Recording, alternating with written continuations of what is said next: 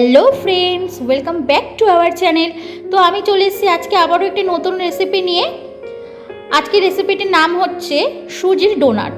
তো আপনারা আমার রান্নাটি প্রথম থেকে শেষ অবধি দেখতে থাকুন। তো আমি এখানে নিয়ে নিয়েছি কিছুটা পরিমাণে কুচনো কাঁচা লঙ্কা, কিছুটা পরিমাণে শুকনো লঙ্কার গুঁড়ো, আদা বাটা, ধনে পাতা কুচি আর কারি পাতা কুচি, আর এখানে নিয়েছি কিছুটা পরিমাণে সুজি। কড়াইতে দিয়ে দিলাম জল। জল গরম হয়ে গেছে, দিয়ে দিলাম পরিমাণ মতো নুন, দিয়ে দিলাম কিছুটা পরিমাণে আদা বাটা, দিয়ে দিলাম কিছুটা পরিমাণে কুচানো লঙ্কা, কারি পাতা, ধনে পাতা, লঙ্কার গুঁড়ো সবই দিয়ে দিলাম। ভালো করে নেড়ে নেব।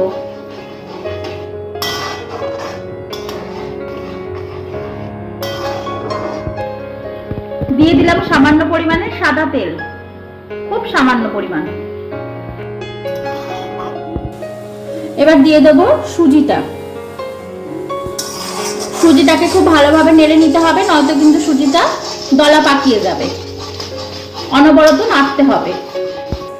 তো সুজিটাকে একদম জাল দিয়ে দিয়ে এরকম শুকনো করে আনতে হবে। এটা আমাদের হয়ে গেছে, এবার আমরা এটাকে নামিয়ে নেব। এবার এটাকে আমরা কিছু সময়ের জন্য ঠান্ডা করে নেব, তারপরে ফিরে আসছি। তো সুজিটা আমাদের এখানে ঠান্ডা হয়ে গেছে, হাতে নিয়ে নিয়েছি কিছুটা পরিমাণে সাদা তেল। এবার এটাকে ভালো করে মেখে নেব। তো এবার আমরা গড়ে নেব। এখানে দু হাতে কিছুটা পরিমাণে সাদা তেল নিয়ে নিলাম। এবার এটাকে এরকম ভাবে গোল গোল পাকিয়ে নেব।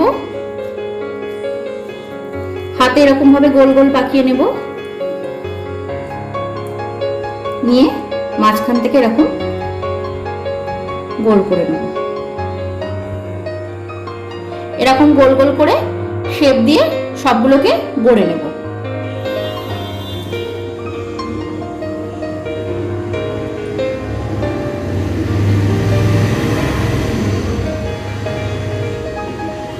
দেখুন বন্ধুরা, আমাদের ডোনাটগুলো এখানে বানানো হয়ে গেছে।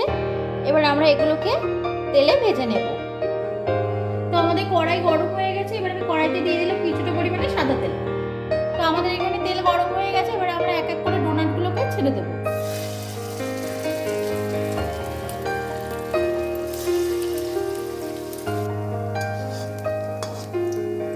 এবার আমরা মিডিয়াম আঁচে এগুলোকে ভালো করে লাল লাল করে ভেজে নেব। এগুলো আমাদের এক পিঠ হয়ে গেছে, এবার আমরা এগুলোকে উল্টে নেব।